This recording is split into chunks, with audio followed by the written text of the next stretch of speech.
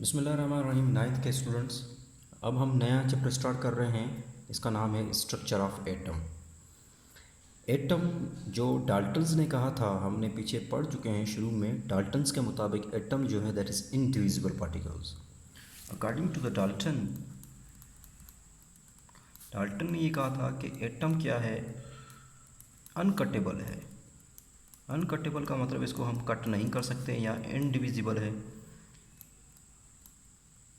अनडिविजिबल है। इसको आप डिवाइड नहीं कर सकते। लेकिन बाद में स्ट्रक्चर ऑफ एटम्स में बहुत सारे मॉडल आए जिन्होंने इस एटम्स के ऊपर वर्क किया, और जब इस एटम्स के ऊपर वर्क किया तो इन एटम्स के अंदर कुछ सब एटॉमिक पार्टिकल्स उनको मिले। They found the sub atomic particles inside the atoms. फिर इसकी अरेंजमेंट के बारे में सवाल उठा कि ये सब एटॉमिक पार्टिकल्स कैसे अरेंज है। सब एटॉमिक पार्टिकल्स जो आप पढ़ेंगे यहाँ पे कौन कौन से होते हैं, इलेक्ट्रॉन, प्रोटॉन एंड न्यूट्रॉन। फिर आगे एक सवाल बनता है कि अगर इलेक्ट्रॉन, प्रोटॉन, न्यूट्रॉन जो हैं, एटम जो हैं इसमें मौजूद हैं एटम्स के अंदर, तो फिर हाउ दे आर अरेंज, ये अरेंज कैसे हैं। तो फिर इसमें नंबर ऑफ़ मॉडल्स आए। पहला जो हमारे पास मॉडल आता है जो कि इन सब एटॉमिक पार्टिकल्स के अरेंजमेंट के को डिस्क्राइब करता है, एक्सप्लेन करता है। तो पहला हमारे पास है Rutherford atomic model. Rutherford atomic model आता है। रदरफोर्ड ने क्या किया था, रदरफोर्ड ने एक एक्सपेरिमेंट किया। रदरफोर्ड इन 1911 में, कब किया था, 1911 में इसने एक एक्सपेरिमेंट परफॉर्म किया। Performed an experiment, Rutherford in performed an experiment, experiment perform किया। किस लिए परफॉर्म किया, क्यों किया, in order to know the arrangement.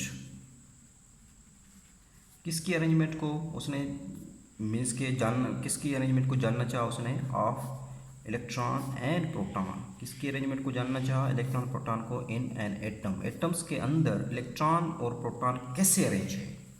Rutherford ने एटॉमिक मॉडल किया था 1911 में। Rutherford performed an experiment in order to know the arrangement of electrons and proton and atom. Atoms के अंदर इलेक्ट्रॉन प्रोटॉन की कैसे, इसने पहले अपना एक्सपेरिमेंट किया। रदरफोर्ड एक्सपेरिमेंट इसको से नाम से ज़ाहिर हुआ, रदरफोर्ड एक्सपेरिमेंट है इसका नाम। इसने एक एक्सपेरिमेंट किया रदरफोर्ड ने। इसमें देखें, मैं एक्सपेरिमेंट दिखा देता हूँ कैसा एक्सपेरिमेंट था। ये देख सकते हैं यहाँ पे आपको एक सोर्स ऑफ अल्फा पार्टिकल है जो कि इसके अंदर लेड शील्ड है, इसके अंदर पोलोनियम पड़ा हुआ है, ठीक है। पोलोनियम जो होता है वो रेडियो एक्टिव है, वो डिसइंटीग्रेट होता है, तो उसमें से क्या निकलते हैं, अल्फा पार्टिकल्स निकलते हैं। फिर इसके इर्द गिर्द इसने क्या किया, एक दरमियान में, ये आपको नज़र आ रहा है, गोल्ड नज़र आ रहा है। ये गोल्ड की पतली सी, बिल्कुल पतली सी क्या थी, फॉइल थी, वो दरमियान में सेंटर में। और इसके इर्द गिर्द क्या लगा दी इसने, फ्लोरोसेंट स्क्रीन लगा दी। ये फ्लोरोसेंट स्क्रीन लगा दी क्योंकि अल्फ़ा पार्टिकल रेडियो एक्टिव है, इसमें से ऑटोमेटिकली जो है वो खुद ब खुद जो है वो क्या करते हैं, अल्फ़ा पार्टिकल्स निकलते हैं। ये अल्फ़ा पार्टिकल्स क्या हुआ, जब निकलते हैं तो दे बम्बार ऑन, इनकी बम्बार्डमेंट करवाई किसके ऊपर, इस गोल्ड फॉइल के ऊपर। जब गोल्ड फॉइल के ऊपर बम्बार्डमेंट करवाई तो कुछ जो अल्फ़ा पार्टिकल्स थे वो एज इट इज़ पास हो गए, कोई डिफ्लेक्शन नहीं हुई। कुछ देखें आपको नज़र आ रहा है डिफ्लेक्ट हुए हैं, कुछ जो हैं डिफ्लेक्ट हुए हैं, और कुछ जो हैं वो डिफ्लेक्ट होकर वापस आए हैं। कुछ जो हैं एज इट इज़ पास हो गए। सम जो थे उसमें से जो फ्यू पार्टिकल्स थे वो क्या हुए, अल्फ़ा पार्टिकल्स जो थे वो डिफ्लेक्ट हुए हैं, और कुछ जो हुए हैं वो 90 डिग्री से डिफ्लेक्ट हुए हैं, रद्द मीस के वापस आए हैं। ये था इसका एक्सपेरिमेंट। एक्सपेरिमेंट सिंपल है, ठीक है ना। पोलोनियम का सोर्स ऑफ पोलोनियम लिया, उसमें से अल्फ़ा पार्टिकल्स लिए, अल्फ़ा पार्टिकल्स को बम्बार करवाया किसके ऊपर, गोल्ड फॉयल की, जिसकी थिकनेस बहुत ही स्मॉल थी। मीन्स के कितनी थिकनेस थी, यहाँ पे है आपका 0.0004 थिकनेस है, ठीक है ना। इस गोल्ड के ऊपर क्या करवाया उसने, बम्बार्ड करवाई। बम्बार्ड करने में कुछ पार्टिकल्स एज पास हो गए, कुछ पार्टिकल्स जो थे वो डिफ्लेक्ट हो गए, और कुछ जो है वो वापस आए। तो इसकी ऑब्जर्वेशन, इस ऑब्जर्वेशन से इसने कुछ कंक्लूजन्स निकाली। मीन्स कि इसकी ऑब्जर्वेशन ये थी, यह चीज़ की ऑब्जर्वेशन थी, इस ऑब्जर्वेशंस के मुताबिक उसने क्या किए, कुछ कंक्लूजन्स निकाली। तो यहाँ तक हम आज पढ़ेंगे, डिफेक्ट हम बाद में पढ़ेंगे, ठीक। सो अब हमारा पास था एक्सपेरिमेंट क्या था कि रदरफोर्ड ने बम्बार्ड करवाए अल्फा पार्टिकल्स, ठीक है। So Rutherford performed an experiment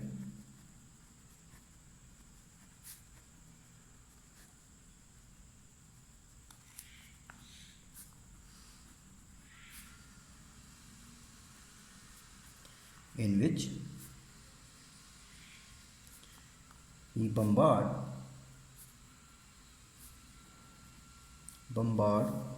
alpha particles.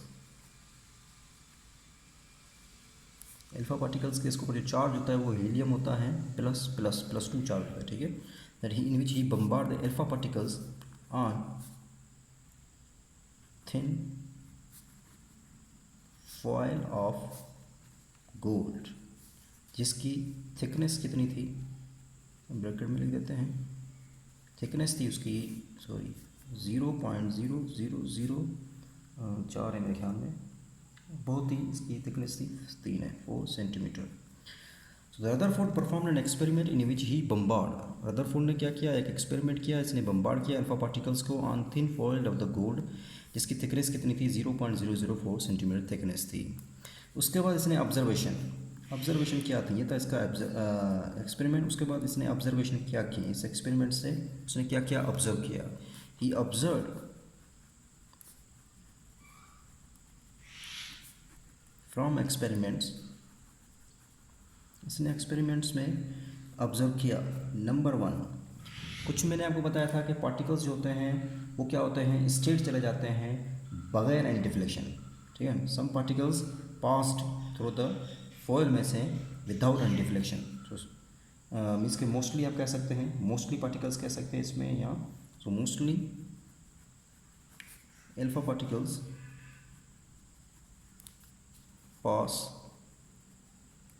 passed through the foil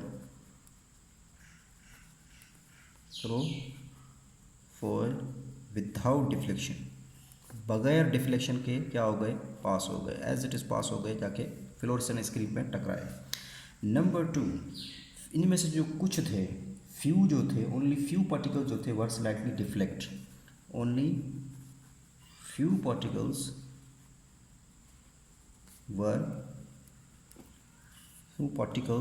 were slightly deflect, इनमें से कुछ पार्टिकल्स क्या हुए, डिफ्लेक्ट हुए। इसी तरह कुछ जो थे वो at large angle, deflect at large angle means के 90 डिग्री पे डिफ्लेक्ट हुए। तो मीन्स के बहुत ही वेरी फ्यू, मीन्स के अगर 1 मिलियन आपके पास पार्टिकल्स है तो उसमें से एक जो पार्टिकल था वो डिफ्लेक्ट हुआ किस पे, मीन्स के डिफ्लेक्ट हुआ through angle greater than 90 degree. तो वेरी फ्यू पार्टिकल्स लिखते हैं, very few particles डिफ्लेक्ट, ठीक है। कुछ बहुत ही through deflected through an angle, deflected through an angle greater than 90 degree, through an angle greater than 90 degree, 90 degree से ज़्यादा था, वहाँ से डिफ्लेक्ट हुए फ्रॉम देयर स्ट्रेट पाथ, कहाँ से, अपने स्ट्रेट पाथ से हुए, जो स्ट्रेट पाथ था उनका जो सीधा रास्ता था वहाँ से, from there straight path.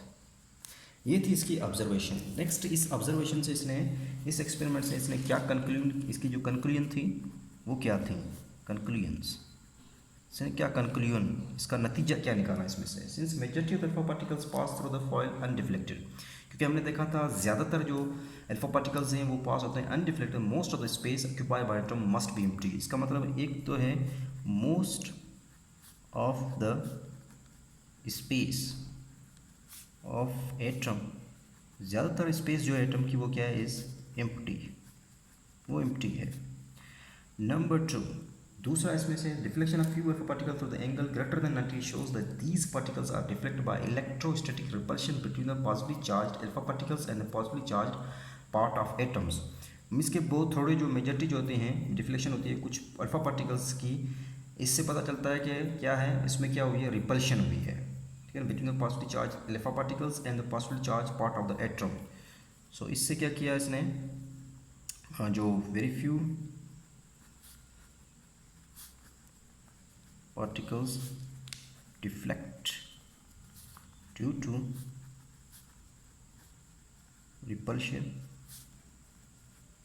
between alpha particles and किसके दरमियान रिपल्शन हुई है, and due to the repulsion of alpha particles and positively charged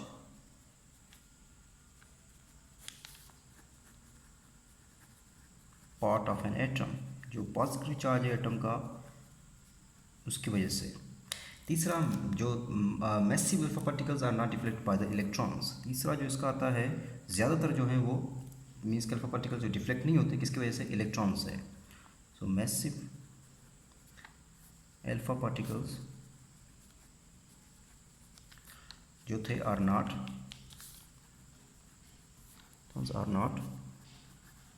deflected by electrons. So इसने रदरफोर्ड ने इस कंक्लूजन्स के मुताबिक, ऑन दिस कंक्लूजन्स रदरफोर्ड ने अपना क्या दिया, एक नया मॉडल प्रपोज किया। उसने इसका नाम दे दिया क्या? Planetary model. So on the basis of this experiment, on the basis of this experiment, इस एक्सपेरिमेंट की बुनियाद में Rutherford proposed a new model, एक नया मॉडल प्रपोज किया। नेम इसका नाम दे दिया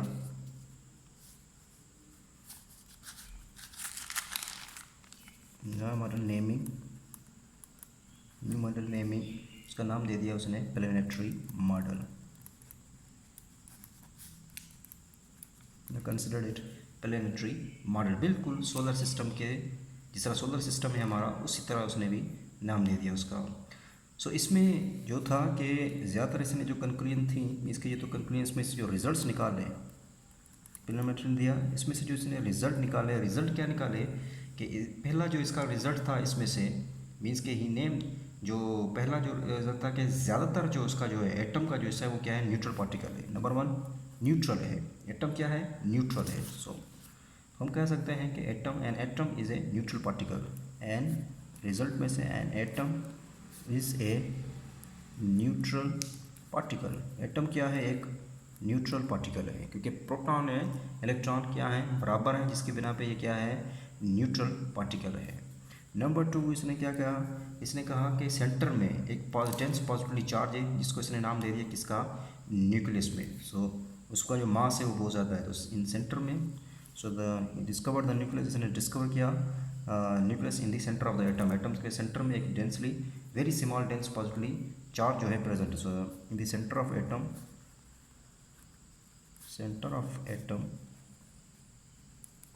a very small dense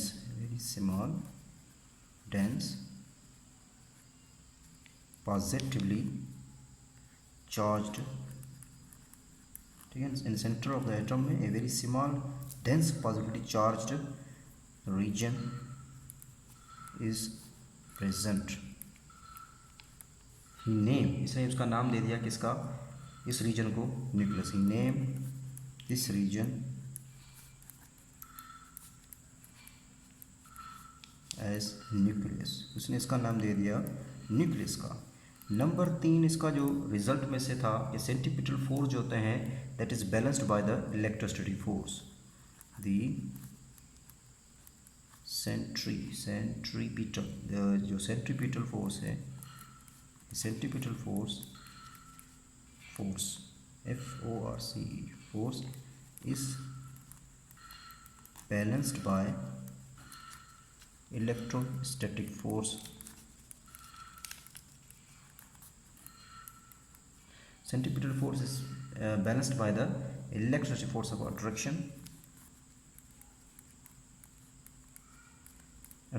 ये थे इसके 3 रिजल्ट्स। देख लीजिए एक मरतबा इसको। सो करते हैं। अल्लाह हाफिज़।